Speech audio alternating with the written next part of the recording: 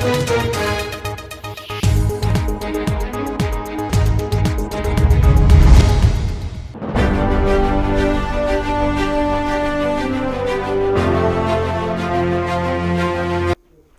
मैं धीरेन्द्र और आप देख रहे हैं मिरर मीडिया। स्वागत है आपका जोहार झारखंड में। एक नजर बढ़ते हैं अब तक की सुर्खियों पर। एसएनएमसीएच धनबाद में फिर हुआ बच्चा चोरी। प्रसूति वार्ड में नवजात गायब। अस्पताल की सुरक्षा को लेकर परिजनों ने किया हंगामा। मैथन में सनातनी समाज का महाजुटान। हिंदू एकता मंच ने फूका बांग्लादेशी पीएम का पुतला। अंतर्राष्ट्रीय हस्तक्षेप की मांग। अपराध के खिलाफ बोकारो पुलिस की बड़ी स्ट्राइक। अंतर्राज्यीय चोर गिरोह के गुर्गे गिरफ्तार। 44 बंद घरों में चोरी का सनसनीखेज खुलासा।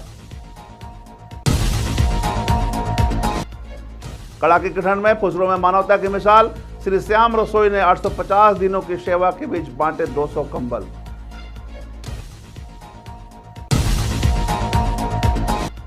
और जामताड़ा नगर विकास मंच का पुलिस को अल्टीमेटम। बढ़ते अपराध और लूट की घटनाओं पर आंदोलन की चेतावनी।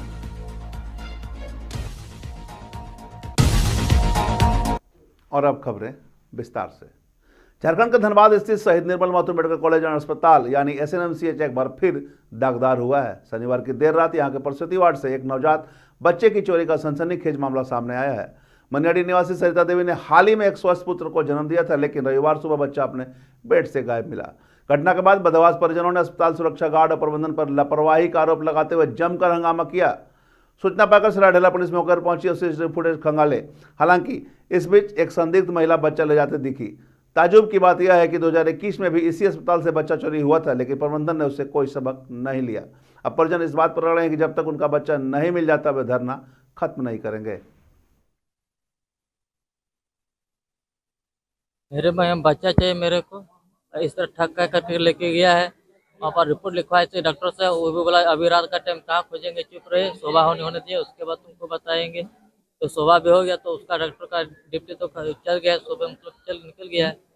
तो दूसरा डॉक्टर बैठा तो बोल रहा है ना हमको पता नहीं है। इस तरह जब ये घटना हुई उस वक्त आप कहाँ थे? मेरे परिवार के साथ। आप कहाँ नीचे थे या बच्चा कहाँ भर्ती था? बच्चा मेरा माँ लेके मतलब चले थे ऊपर। हम तो बच्चा का अलग चल रहा था ना, वहाँ पर लेके चल गया। तो वहाँ पर गया तो वहाँ पर मेरा माँ वो तो इतने आया था ना, सिस्टर बन के आया था ना, तो बच्चा मांगा। पड़ोसी देश बांग्लादेश में हिंदू अल्पसंख्यकों पर हो रही बर्बरता का विरोध अब कोयलांचल की सड़कों पर पुरजोर तरीके से दिखने लगा है। रविवार को धनबाद के मैथन में हिंदू एकता मंच के बैनर तले विभिन्न संगठनों ने एक विशाल हुंकार रैली निकाली। संजय चौक से शुरू हुई आक्रोश रैली पूरे शहर का भ्रमण करते हुए पोस्ट ऑफिस पहुंची, जहां प्रदर्शनकारियों ने बांग्लादेश के प्रधानमंत्री मोहम्मद यूनुस का पुतला जलाकर अपनी नाराजगी व्यक्त की।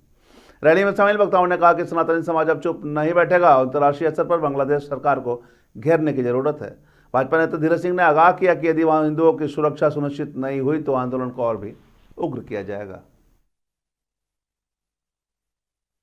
एक रिक्वेस्ट है मोदी जी से कि बस हम लोग का बॉर्डर खोल दीजिए, झारखंड अकेला संभाल लेगा पूरा बांग्लादेश को। हम लोग हमारे हिंदू भाई बहनों के जो आप लोग अत्याचार कर रहे हैं उसको बंद करें, नहीं तो भारी से भारी आंदोलन हम लोग करेंगे। बांग्लादेश सरकार को पूरी तरह से चेतावनी है कि आप होश में आओ, सुधर जाओ और हमारे सनातन भाई बहनों को सुरक्षित। बोकारो पुलिस ने एक बड़े ऑपरेशन क्लीन के तहत अंतर्राज्यीय चोर गिरोह का भंडाफोड़ करते हुए चोरी की 44 वारदातों का एक साथ खुलासा किया है। एसपी हरविंदर सिंह ने बताया कि यह गिरोह मुख्य रूप से उन घरों को निशाना बनाता था जहां बाहर ताले लटके होते थे। चीराचाज पुलिस ने गिरोह के मुख्य सदस्यों के साथ साथ 2 नाबालिग को भी हिरासत में लिया है। पुलिस ने आरोपियों के ठिकाने से करीब 20 लाख रुपए मूल्य के सोने चांदी के आभूषण, नगद, गैस कटर और इलेक्ट्रॉनिक सामान बरामद किए हैं। जांच से पता चला कि यह गिरोह धनबाद के अपराधियों से जुड़ा हुआ था और पेशेवर तरीके से सेंधमारी करता था। पुलिस अब इस गिरोह के अन्य कड़ियों को जोड़ने में जुटी है। पिछले कई दिनों से जो पूरे क्षेत्र में जो भी चोरी की घटनाएं जो हो रही थी, लगातार बैक टू बैक हो रही थी, उन लगभग सभी घटनाओं में ये जो गैंग था ये शामिल था। तो उसी आधार पे ये टोटल 7 लोगों को और 2 विधि विरुद्ध किशोर निरुद्ध किया गया और अरेस्ट किया गया रिस्पेक्टिवली। एंड इनके विरुद्ध एक कांड भी दर्ज किया गया। इनके निशानदेही पे जगह जगह छापामारी की गई, बहुत सारी जगह छापामारी हुई है और काफी भारी मात्रा में बरामदगी, जो पुराने केसेस थे बहुत सारे, वो बरामदगी हुई है। बहुत सारे केसेस का उद्भेदन हुआ। हाड़ कपाने वाली ठंड के बीच बोकारो के फुसरा में मानवते की एक सुखद गर्माहट देखने को मिली। श्री श्याम रसोई सेवा संस्था, जो पिछले 850 दिनों से लगातार भूखों को भोजन करा रही है, उसने आज एक कदम और आगे बढ़ाते हुए सीसीएल ढोरी के सहयोग से 200 से अधिक जरूरतमंदों के बीच कंबल का वितरण किया। कार्यक्रम में मौजूद सीसीएल के सीसीएल अधिकारी ने संस्था के सेवा भाव की जमकर सराहना की। साथ ही वक्ताओं ने कहा कि समाज के अंतिम व्यक्ति तक मदद पहुंचाना ही वास्तविक धर्म है। इस शीतलहर में कंबल पाकर गरीब और बुजुर्ग के चेहरे पर मुस्कान लौट आई है। संस्था ने आने वाले दिनों में और भी राहत सामग्री बांटने का संकल्प लिया।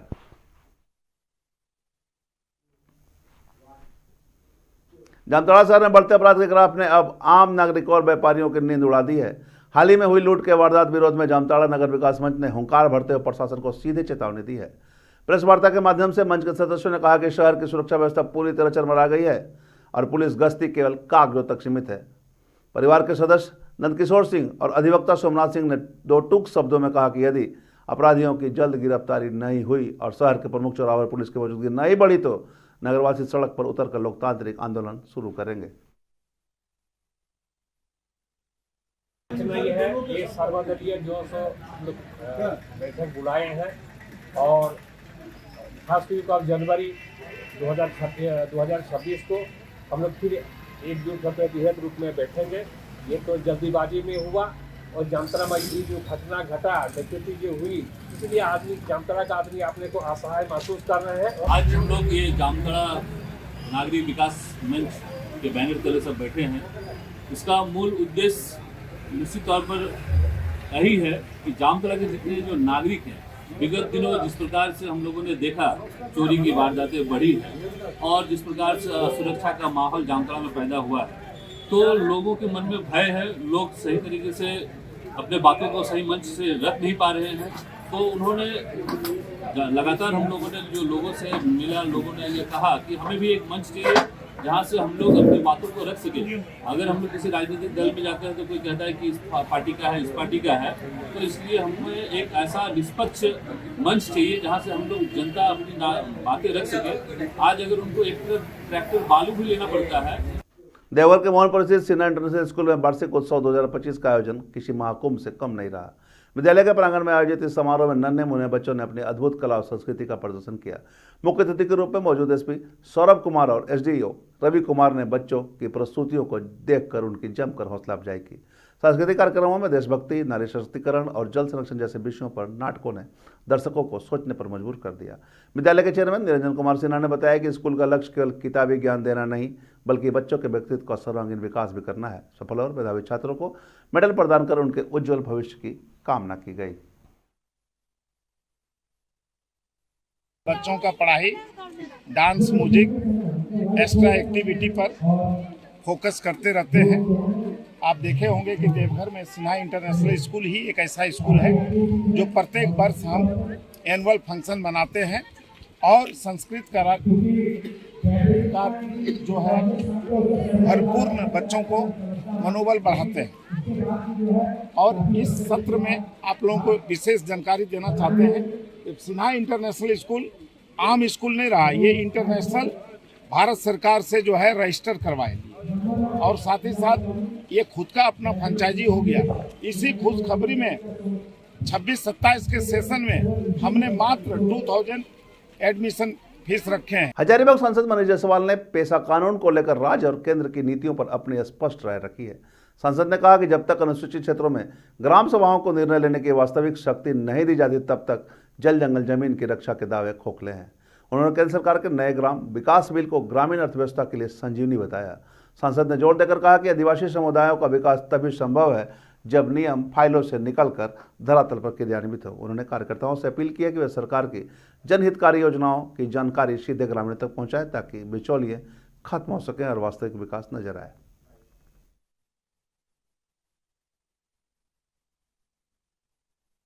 देखिए, बहुत लंबे समय से भारतीय जनता पार्टी इसकी मांग भी करती रही है, इसके लिए संघर्षशील भी थी।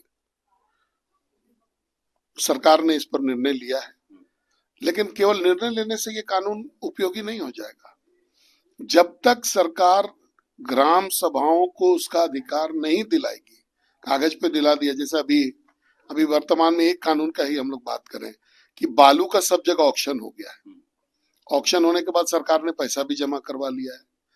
पैसा जमा करवाने के बाद उस बालू घाट का नीलामी अभी जो है पैसा कानून के तहत वो बालू घाट जो है लोकल पंचायत के तहत में आएगा, लेकिन पैसा आपने पहले ही ले लिया उसका, तो वो जो गांव है उसको तो कोई लाभ इसका होगा नहीं। तो कहीं ना कहीं इसके इम्प्लीमेंटेशन को सरकार को स्पेसिफिक करना पड़ेगा, और जब तक ग्राम सभाओं को पूर्ण अधिकार प्रैक्टिकली नहीं मिल जाए, कागज पर तो आपने दे दिया, लेकिन वहां पर अगर प्रैक्टिकली उनको नहीं मिलेगा तब तक। जामताड़ा में लखोटिया कंप्यूटर सेंटर ने तकनीकी शिक्षा के क्षेत्र में अपने 19 साल पूरे होने पर भव्य वार्षिक महोत्सव का आयोजन किया।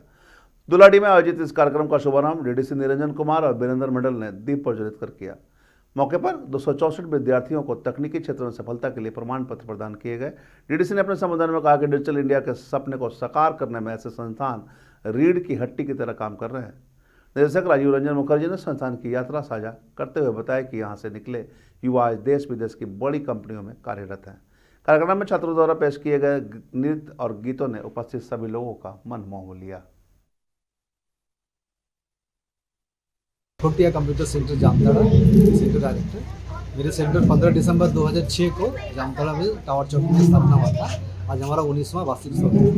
हम बच्चों को कंप्यूटर ट्रेनिंग देते हैं और हमारा वार्षिक बच्चों को सर्टिफिकेट दिया जाता है, और इस बार सर्टिफिकेट के साथ साथ उन्हें जो भी अच्छे परफॉर्म करते हैं उनको स्टूडेंट ऑफ द ईयर का भी ट्रॉफी मिलता है। और जिन लोगों को हम लोग प्लेसमेंट भी करवाते हैं, इस साल प्रधानमंत्री जी का जो डिजिटल इंडिया मिशन है उसे हम लोग साकार कर रहे हैं, और इस बार 264 सर्टिफिकेट डिस्ट्रीब्यूट होगा, उनमें से 46 स्टूडेंट का प्लेसमेंट इस बार हुआ है।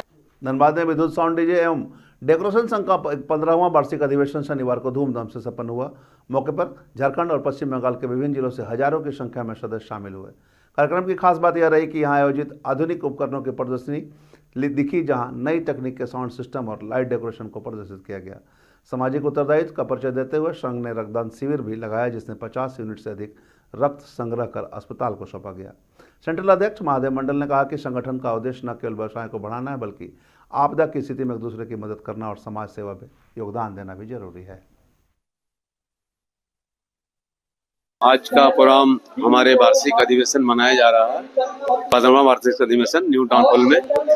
और हमारे अधिवेशन में हर एक जिले से, राज्य से, सभी राज्य से लोग आए हुए हैं। गिरिडीह, हजारीबाग, बोकारो, रामगढ़, रांची, देवघर, बंगाल से भी मेरे लोग आए हुए हैं, जैसे आपका बंगाल दुर्गापुर, आसनसोल और वर्धमान, ये सारे राज्य से लोग आए हुए हैं इस अधिवेशन में भाग लिए सब आके। और इसमें हमारे वार्षिक अधिवेशन इसलिए माना जाता है कि जो हमें अपने मेंबरों को किस तरह अपना बिजनेस को संचालित कर सके और बिजनेस किस तरह से चलाया जाए। झारखंड के पूर्व मुख्यमंत्री चंपई सोरेन रविवार को जामताड़ा पहुंचे, जहां उन्होंने वर्तमान सरकार और आदिवासी मुद्दों पर कड़ा रुख अपनाया। पुसाई मोड़ पर समर्थकों के भारी हुजूम के उन्होंने कहा कि संथाल परगना में आदिवासी की जमीन पर अवैध कब्जे का खेल चल रहा है, जिसे भाजपा और आदिवासी संगठन कतई बर्दाश्त नहीं करेगी। चंपई सोरेन ने SIR को लागू करने पर अडिग रहते हुए कहा कि यह आदिवासियों के हक की बात है और इसके खिलाफ होने वाली किसी भी साजिश का मुंहतोड़ जवाब दिया जाएगा। उन्होंने पेशा कानून की अस्पष्टता पर भी सवाल उठाए और आने वाले दिनों में बड़े आंदोलन की ओर इशारा किया। अपना तरह से विचार दे रहा है, लेकिन ये बात सही है। संथाल परगना जो है सिद्धू-कान्हू, चांद भैरव, फूलो-जानो का जो धरती है, इसमें घुसपैठियत तो हुआ है। कितना आदिवासी का गांव मिट गया है।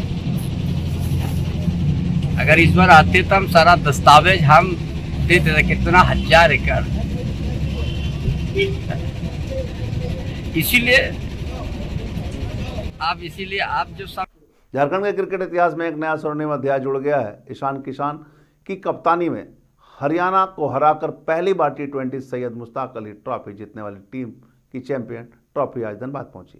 जैसे ही ट्रॉफी धनबाद के रेलवे ग्राउंड और फिर रणधीर चौक पहुंची, क्रिकेट प्रेमियों का जोश 7वें आसमान पर था। धनबाद क्रिकेट एसोसिएशन ने आतिशबाजी और ढोल नगाड़ों के साथ इस ऐतिहासिक उपलब्धि को जश्न मनाया। DRM अखिलेश मिश्रा और DC अध्यक्ष मनोज सिंह ने इसे झारखंड क्रिकेट के लिए नया मोड़ बताया। इस जीत से न केवल खिलाड़ियों का उत्साह बढ़ा है, बल्कि धनबाद के उभरते क्रिकेटरों के लिए भी प्रेरणा का मार्ग प्रशस्त हुआ है। देखिए, रेलवे और स्पोर्ट्स की भागीदारी हमेशा रही है। एक बहुत ही महत्वपूर्ण अंग है हमारा स्पोर्ट्स जो डिवीज़न काम करता है, जैसे डिवीज़न स्पोर्ट्स एसोसिएशन यहाँ धनबाद की है, और ऐसे ही पूरे रेलवे के महकमे में स्पोर्ट्स को इनकरेज करा जाता है, जिससे कि एम्प्लॉयज़ को एक एक्टिविटी मिले जहाँ पर वो अपना एनर्जी पॉजिटिवली स्पेंड कर सकें, और एक टीम स्पिरिट बिल्ड होती है, एक स्पोर्ट्समैन स्पिरिट बिल्ड होती है, जो बहुत ज़रूरी होती है। जिस तरह के कार्य हमारे पास रेलवे में होते हैं, जो कि काफ़ी और जो आज झारखंड में अब तक बस इतना ही। देश और दुनिया की तमाम खबरों के लिए बने रहे मिरर मीडिया के साथ।